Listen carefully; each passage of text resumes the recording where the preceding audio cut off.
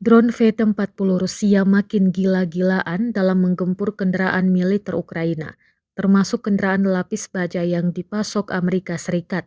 Rekamannya beredar di Telegram pada Jumat 21 Juni 2024. Puluhan drone peledak menggempur kendaraan-kendaraan yang ditargetkan.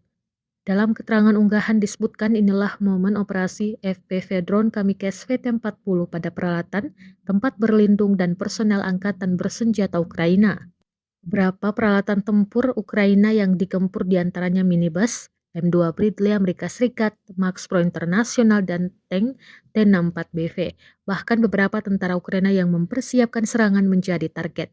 Diketahui perang Rusia dan Ukraina telah memasuki hari ke-845 pada Sabtu 22 Juni 2024. Belum ada tanda-tanda perang akan mereda hingga saat ini.